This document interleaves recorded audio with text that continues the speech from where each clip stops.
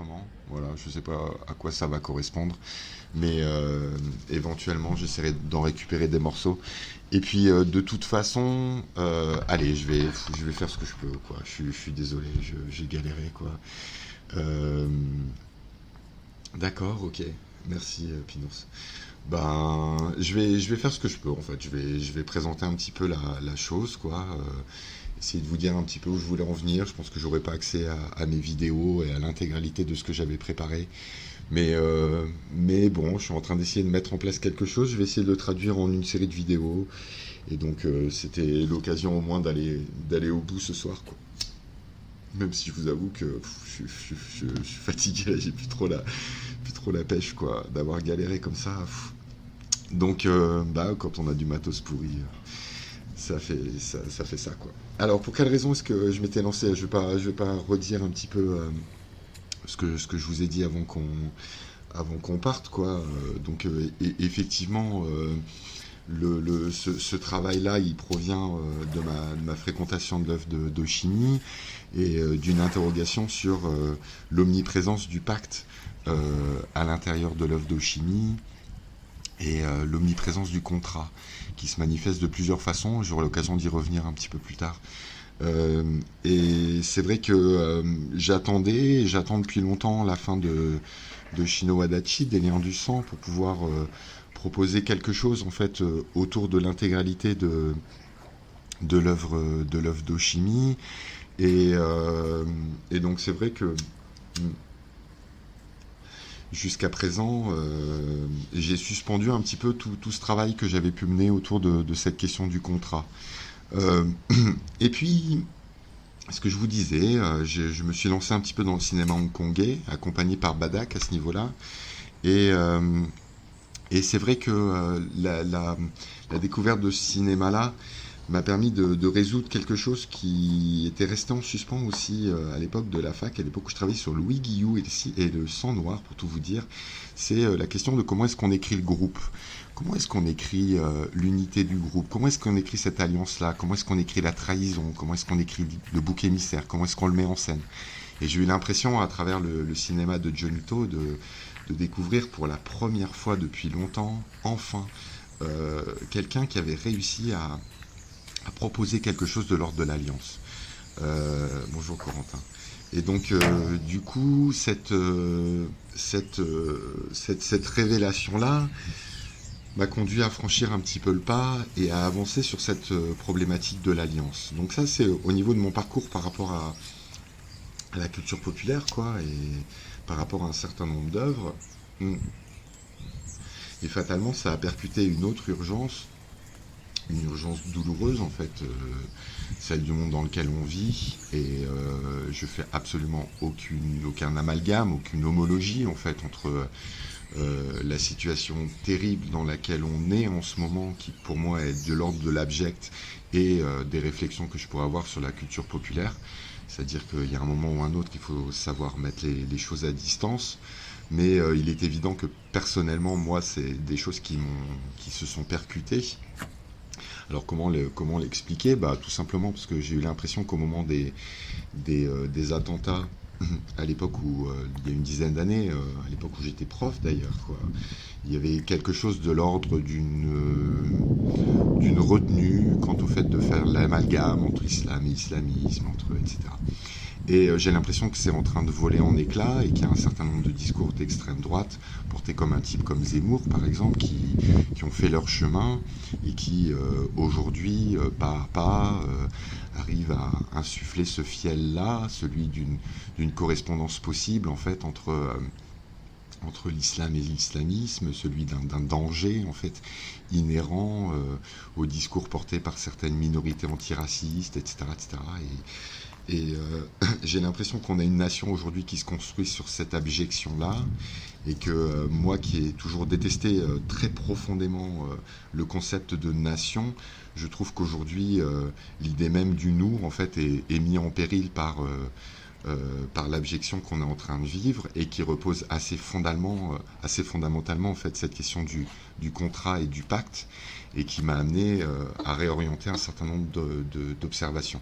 Alors je ne rentrerai pas du tout, ni aujourd'hui ni la prochaine fois, sur le détail de mes considérations plus militantes ou politiques autour de cette question du nous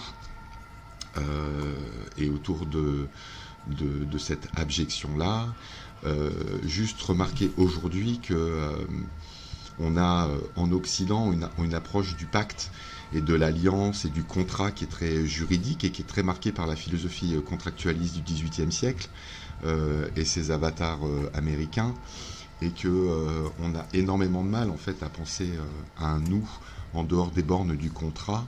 Et je pense qu'aujourd'hui il y a une vraie urgence en fait à être capable de construire un nous contre les errances du vivre ensemble et contre les abjections des amalgames, et à être capable de porter une vraie réflexion qui soit pas seulement juridique sur ce qui peut faire un nous aujourd'hui.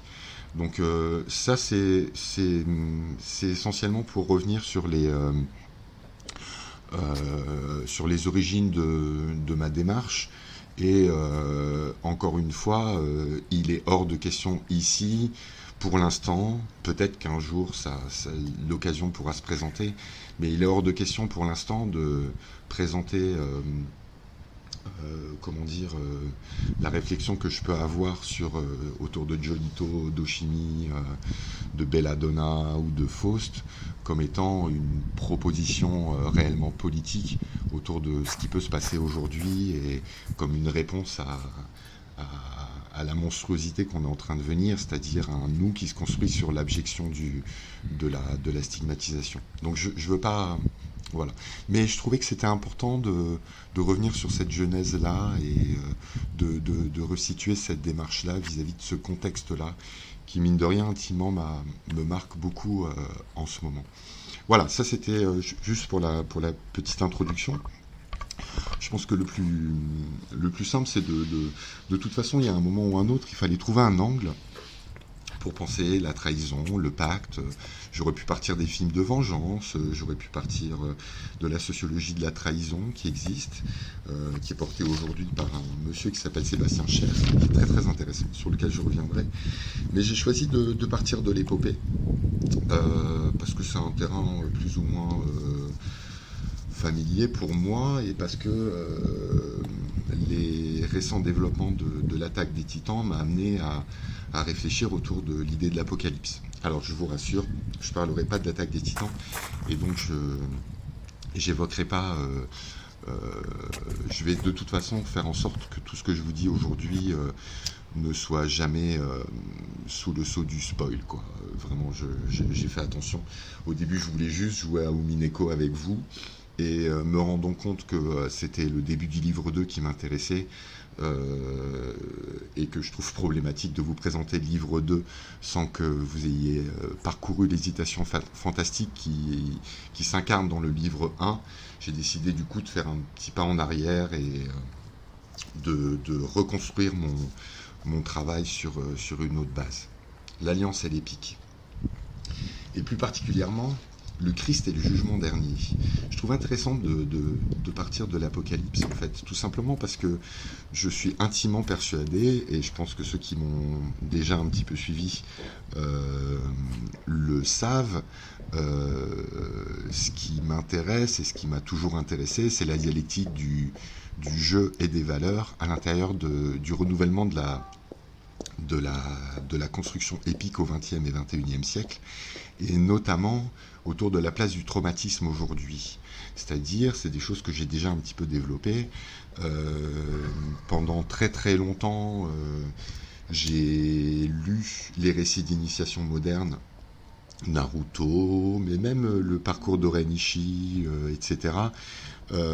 J'ai très souvent lu en fait ces parcours-là comme étant construits sur un modèle chevaleresque, et sans doute moi aussi je suis tombé dans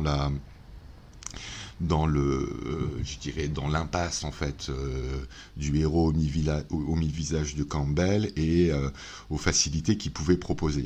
Depuis, j'ai fait un petit peu de chemin et je suis intimement persuadé en fait que il n'y a pas de structure linéaire derrière le récit épique moderne, et qu'on est plutôt face à la répétition obsédante de la confrontation du héros avec une série de traumatismes.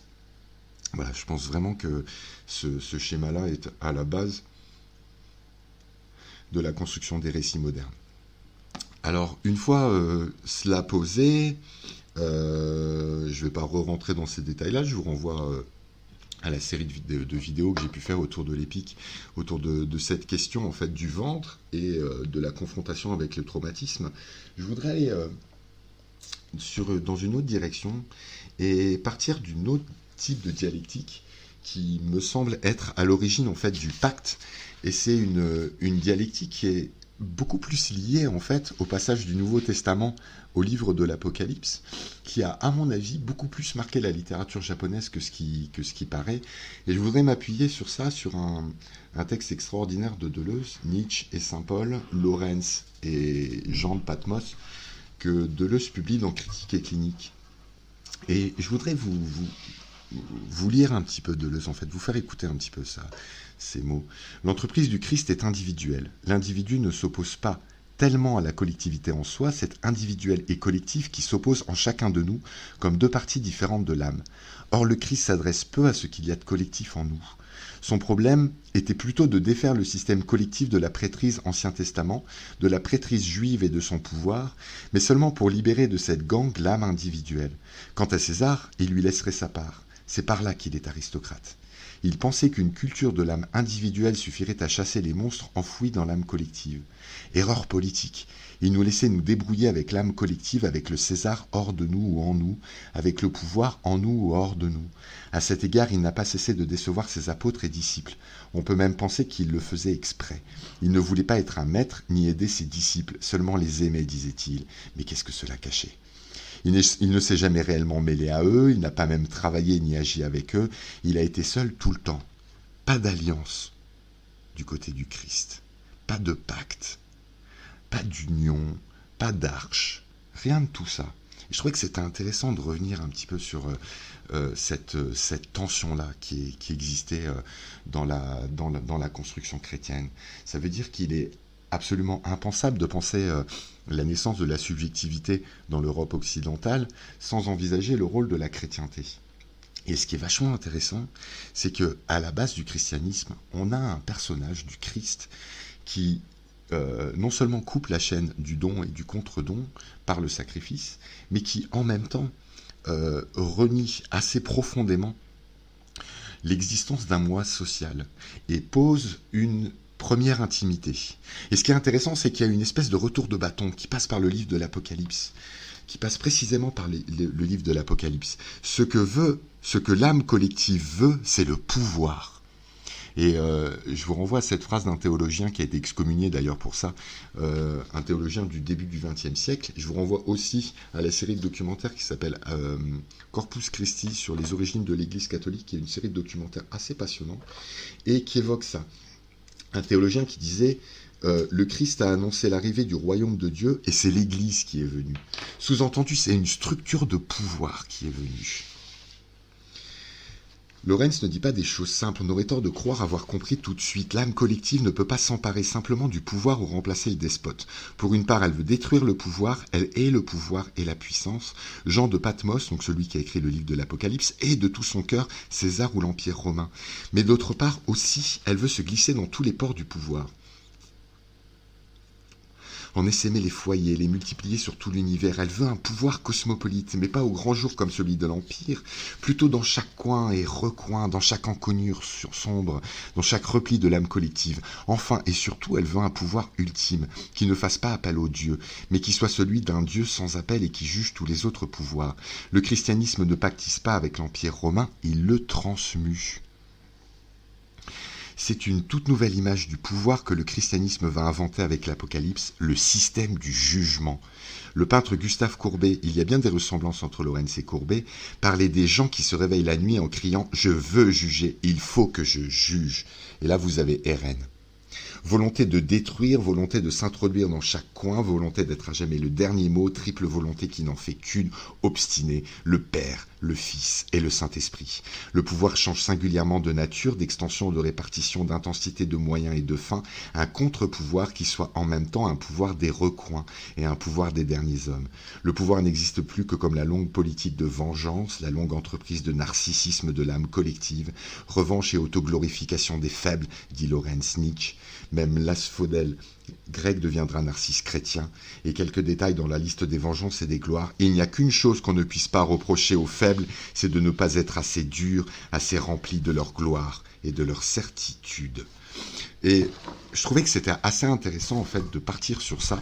C'est-à-dire que moi j'ai plutôt une approche inspiré par le sociologue Norbert Elias, en fait, sur ce qu'est le jeu et ce qu'est l'individualité.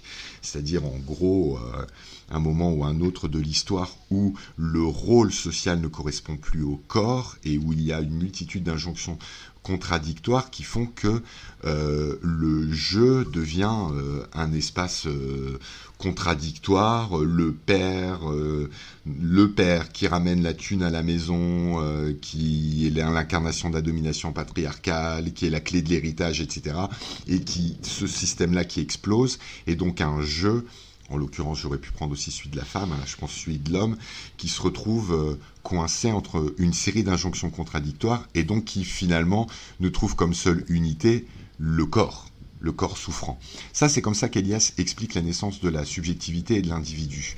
Et là, ce qui est assez intéressant, c'est que dans la dialectique du moi christique, qui est plutôt de l'ordre de l'intimité et du refus de faire alliance, jusqu'à le moi de l'Apocalypse, qui est le moi collectif du jugement, on a ici une dialectique de l'épique qui me paraissait assez intéressante et sur laquelle ça valait le coup de revenir. L'institution d'un côté, le moi de l'autre, au cœur de la modernité, au cœur de cette modernité-là. Et là, je voudrais vous renvoyer, en fait, pour comprendre cette question du pacte, à deux œuvres en particulier, donc une sur lesquelles j'ai galéré avec Andrea d'ailleurs toute l'après-midi, qui est Noura. Noura et le pacte des yokai, je ne me rappelle plus exactement le titre de l'œuvre, quoi. Et la deuxième, c'est Naruto. Et je voudrais qu'on revienne un petit peu sur l'épique et qu'on essaye d'appréhender la dialectique du nous et du moi qui se scelle dans le pacte qui est proposé par l'épique. Parce que ça me paraît tout à fait essentiel. Alors je sais pas si ça, vu qu'il n'y a rien qui marche, j'en sais rien, quoi, mais bon, en même temps, on n'a rien à perdre, quoi. Pourquoi pas aller voir comment ça se passe. Noura, en fait, pour ceux qui connaissent pas, c'est une série... Noura, le Seigneur des Yokai. Ouais, je sais que t'aimes ça, Shizao. Alors, Noura, c'est une œuvre qui a dû être interrompue. Je pense qu'on attendait tous une troisième saison. J'avoue que je me suis pas... que j'ai pas prolongé la lecture derrière mon visionnage des 2 saisons. Donc je sais pas à ce niveau-là ce que vaut le reste de la série. J'avoue avoir été très impressionné par cette série, très attaché à elle, en fait, à son esprit et à la dualité qui est proposée par cette série. Je vais essayer de vous mettre un petit peu dedans et de vous expliquer ce que c'est Noura. Ouais, c'est ça. Merci Shizao. Le manga s'est terminé. Ça vaut le coup d'aller au bout du manga. Alors, je vais essayer de vous proposer et de vous faire rentrer un petit peu dedans. Alors, le problème, c'est qu'en ce moment, Gogo Anime est dans un état qui est catastrophique, quoi, qui est très très difficile d'accès. Ah, bah écoutez, ça a l'air de marcher. Donc, je vais essayer de vous proposer ça. A priori, vous voyez mon écran, quoi. Ouais, je sais. Donc, a priori, ça devrait marcher. Je vais essayer de vous faire rentrer dedans. Noura est un personnage à double face. C'est-à-dire que on a un territoire construit sous forme d'un clan. Ouais, je suis prêt à te croire que l'histoire du père d'Orikuo est intéressante. On a à travers Noura, en fait, l'exploration du fonctionnement d'un clan, un cortège de démons. Alors là, je vous renvoie à Pompoko, à ce manga absolument génial dont on attend une réédition, là, Le Cortège des 100 démons, etc. Donc c'est cette mythologie particulière-là. Pour moi, il y a toujours eu un petit peu ça derrière une œuvre comme Eureka Seven, mais bon, il faudrait que je rentre dans les détails, quoi. Et c'est vrai que Noura est une œuvre intéressante, puisque a priori, on est on est plutôt, ça affronte assez peu la problématique du yokai, et on est plutôt face à l'unité d'un clan, l'unité d'une famille. C'est plutôt ça qui est travaillé du point de vue de l'épique. Rikuo est un petit garçon, un jeune garçon qui est au lycée, encadré par une série de camarades, dont un s'est donné la mission de montrer que les yokai existent. Il se trouve que Rikuo habite dans une très grande demeure et que son grand-père est le chef yokai du coin et dirige le cortège local. Donc Rikuo a un quart de sang yokai, on dira, et une espèce de double à la fois maléfique et séduisant et séducteur, et qui serait le yokai qui pourrait devenir. Rikuo refuse de devenir ce yokai-là. Rikuo est attaché à ses amis, attaché à son humanité, et a sans doute l'impression que se perdrait quelque chose de l'ordre de son humanité s'il décidait d'assumer en fait cette part-là. Là, je vous mets dans l'épisode 10 pour vous montrer un petit peu comment peut s'exprimer la double essence en fait de Rikuo, et notamment à partir de l'aventure qui arrive à Kana, qui est son ami de classe. Donc voilà, vous avez toute sa petite bande d'amis, et qui avait rencontré un yokai quand elle était très jeune, qui lui avait dit « À ta 13e année, je viendrai te chercher. Je viendrai t'emporter. » Son ami lui a donné pour sa 13e année une petite poupée qui est en fait un Tokiwoki, qui va lui permettre de signaler à ses amis qu'elle est en grand danger et que le yokai qui avait essayé de la pourchasser est à ses trousses et tente de la peur. Pour quelle raison est-ce que je trouvais essentiel à ce niveau-là de revenir sur cet ensemble-là? Tout simplement parce que je pense qu'à l'intérieur de ce petit extrait, qui vaut ce qu'il vaut au niveau de l'animation, au niveau de la présentation des personnages, de la dialectique entre le héros naïf et son groupe d'amis, etc. Je trouve qu'il y a quelque chose de très très fort qui se dit en fait dans la construction du héros, dans le contexte épique actuel. C'est-à-dire qu'on est à la fois sur un héros qui a peur de sa nature d'élu, l'élu qui, comme dans Blade Runner, comme dans Matrix, est une place, une position, un en dehors qu'il faut ou pas occuper. Et ça, c'est l'intégralité des problématiques épiques contemporaines. Ça veut dire l'individu qui est un random, le personnage principal qui est un random, et le héros qui est un rôle, qui est une place auquel on peut ou pas, qu'on peut ou pas occuper. Et tout l'itinéraire en fait ici de Rikuo, ça va être de savoir s'il veut ou pas occuper cette place. Et ce qui est assez intéressant, c'est que ce qui l'éloigne de cette place est en même temps ce qui va le rapprocher de cette place. Ce qui l'éloigne de cette place, c'est son attachement à son humanité, à ses amis. C'est la découverte, un petit peu comme dans les récits secondaires de Monster, d'une pulsion de vie. Et cette pulsion de vie, elle passe par l'appartenance à un groupe, une espèce de chaîne d'alliance, de chaîne de pacte, qui est une chaîne de création continue en fait d'une humanité inscrite dans une socialité. Sauf que il va finir, alors je ne vais pas vous le montrer l'extrait parce que je ne veux pas vous spoiler, n'hésitez pas à y aller, il va finir par effectivement accepter d'endosser ce rôle-là. Et ce qui est assez intéressant, c'est que ça va passer par le pacte instituant, le pacte événement. Et ce pacte événement, ce pacte instituant, dans le récit samouraï japonais, il passe par l'échange de la coupe de saké.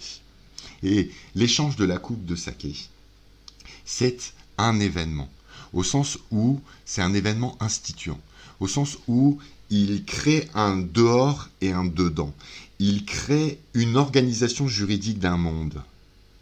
Et on retrouve cette tension entre une intimité attachée à une sauvegarde d'elle-même et de l'autre côté, une structure juridique qui peut mettre en péril cette individualité-là, mais qui peut en même temps, dans le contexte épique, la protéger.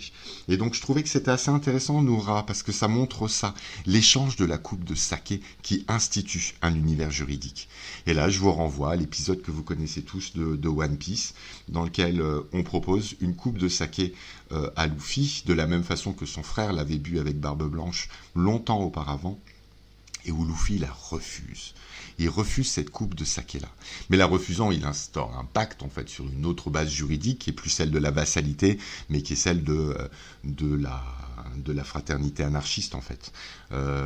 Mais c'est quand même un monde juridique qu'il impose. Et c'est une nouvelle organisation du nouveau monde qu'il impose par une série de jeux d'alliances proches avec Trafalgar et avec d'autres, et de l'autre côté, la création d'une espèce de solidarité de fait avec ses frères d'armes, et le fait qu'il soit un exemple susceptible d'inspirer du monde. Et donc là, on a la construction d'un pacte sur une base qui, certes, n'est pas féodale, mais qui reste un pacte, en fait.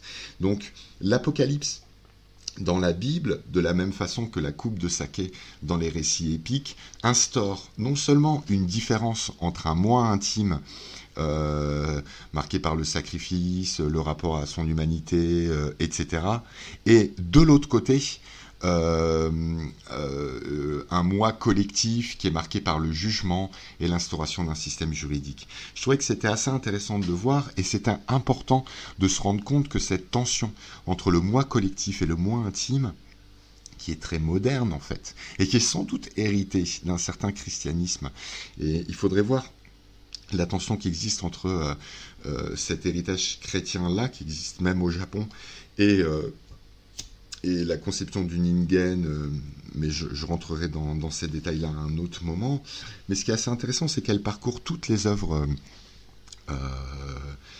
c'est qu'elle parcourt l'intégralité des œuvres épiques, et notamment, là je vais aller vite à ce niveau-là, et notamment Naruto.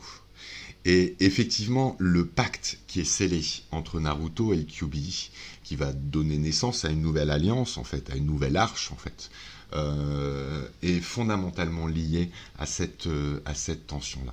Alors, je ne vais pas rentrer, ce serait un régal de rentrer dans ce qui, pour moi, est l'événement fondamental. Ça veut dire que, pour Naruto, affronter son traumatisme, si je reviens, plutôt que être dans une attitude d'initiation, l'intégralité des entraînements de Naruto, des épreuves de Naruto, vise à une confrontation avec son traumatisme initial, qui est en fait le déchirement du ventre de la mère par le Kyuubi dans un acte de naissance qui le coupe de ses origines royales, quoi.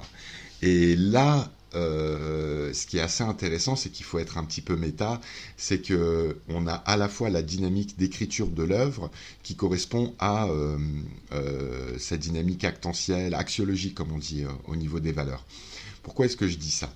C'est un débat qu'on a très très souvent autour de Naruto, c'est le fait de se dire, et je le laisse exactement cette planche-là exprès, c'est le fait de se dire que Naruto est présenté comme un boursier au sens bourdieusien, comme celui qui va se faire par la seule force de ses efforts, qui est seul, qui est abandonné, qui va se construire comme un individu orphelin, etc. etc. Et cette espèce de déception, un petit peu, à un moment, qui est la découverte du fait qu'il soit le fils du 4e Hokage.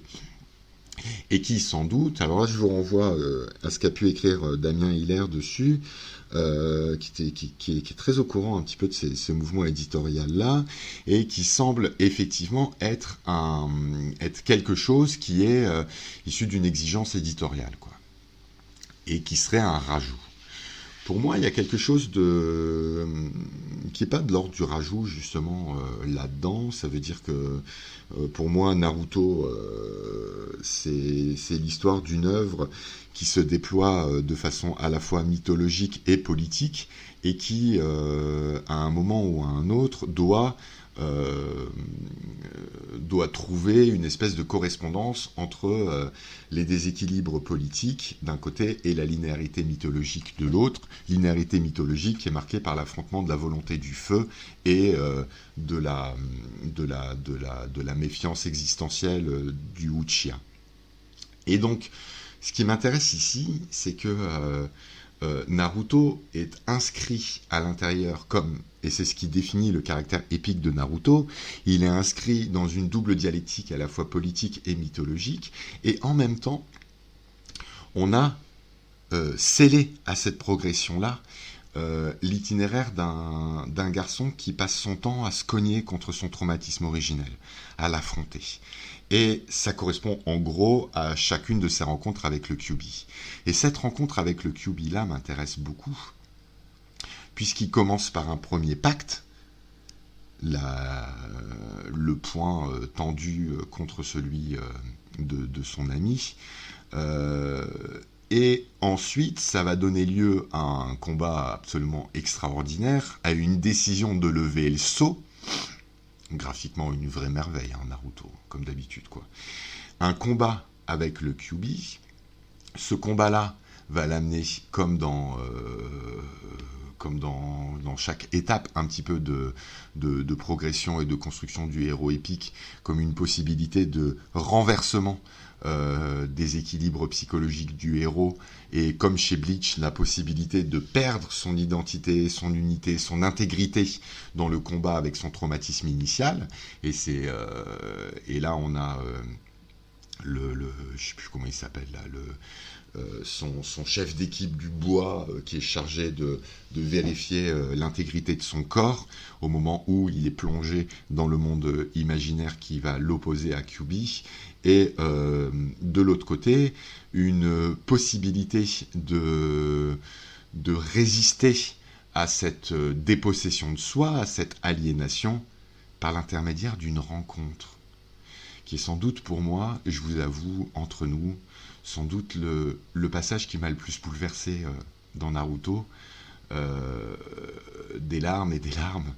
Ce passage de Naruto, c'est la confrontation avec son traumatisme, la confrontation avec sa solitude et la rencontre avec sa mère.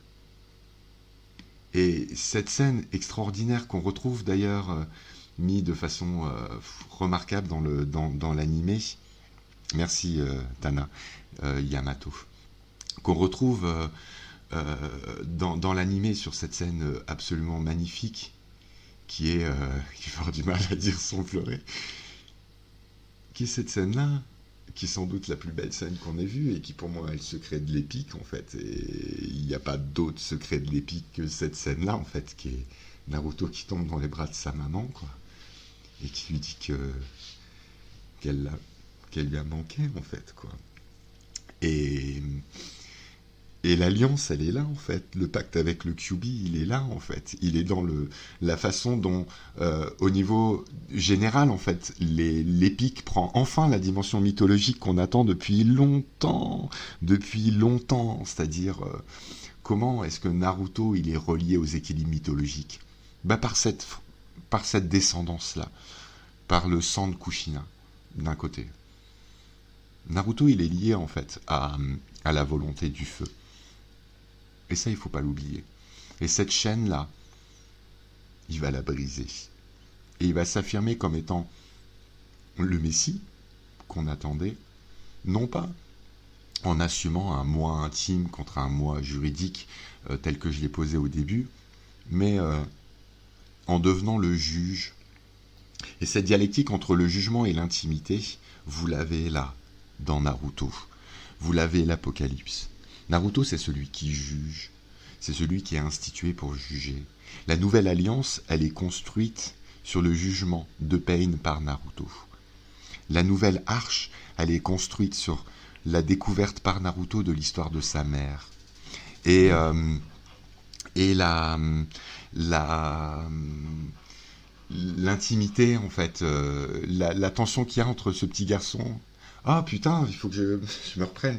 Ce petit garçon qui, au moment où il est né, a vu sa maman et son papa être transpercés par la griffe du QB et lui dire il faut que tu manges bien, il faut que tu fasses attention à ce que va te dire Jiraya, et il faut que peut-être que tu seras seul pendant longtemps, mais on te fait confiance et on sait que tu occuperas cette place-là qu'on a laissée pour toi. Et là, c'est Neo qui se réveille dans Matrix et qui se dit est-ce que cette place, elle est pour moi ou pas?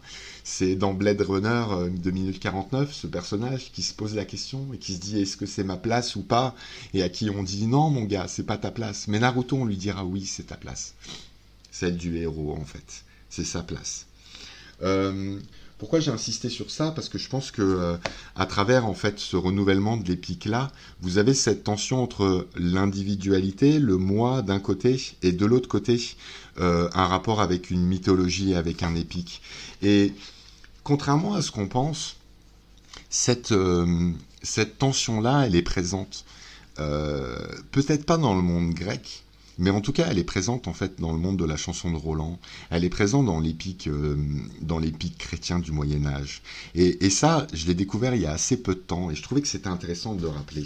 Dans la chanson de Roland, vous avez une opposition entre les chrétiens et ce qu'on va appeler la Gent Païenul. Et la Gent Païenul, en anglo-normand, c'est l'ensemble des Sarrasins tels qu'ils se présentent comme un bloc indissociable, à la fois fascinant, attirant et en même temps monstrueux. Et cette attirance, fascination présentée par ce bloc de païens qui s'oppose à Charlemagne et à ses armées, elle va trouver sa résolution, non dans un affrontement entre Marsil et Charlemagne à la fin, non dans un affrontement entre deux mondes, entre deux civilisations. C'est pas Zemmour, en fait, c'est pas le conflit de civilisation, la chanson de Roland, non. C'est un univers qui s'effrite, qui trouve une brèche, qui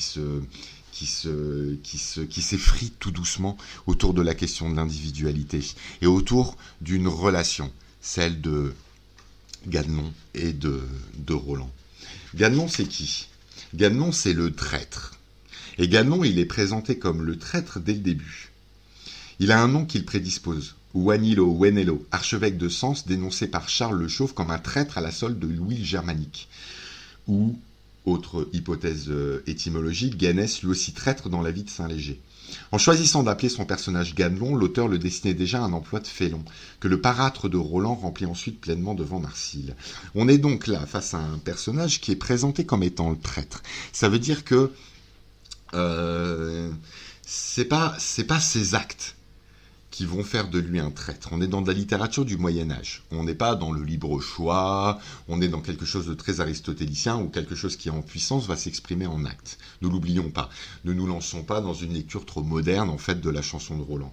En revanche, ce qui est intéressant, c'est que ce qui le fait basculer, c'est sa majesté, que tous reconnaissent. C'est le fait qu'on l'ait choisi comme négociateur parce qu'il a réussi à séduire. Mais c'est aussi un jouisseur qui a peur de mourir, vers 329-330, qui a le goût du repos, vers 600, qui sait le prix du bonheur domestique, vers 361-364, qui ne dédaigne pas les biens matériels, vers 518-519, et vers 48-50, qui accepte les cadeaux des Sarrasins, qui est quelqu'un qui ne va pas comprendre que l'épique, c'est l'intérêt général et les exigences célestes au détriment d'une certaine recherche de réalisation intime, personnelle, etc. Et qui va être condamné pour ça. Et ce qui est intéressant,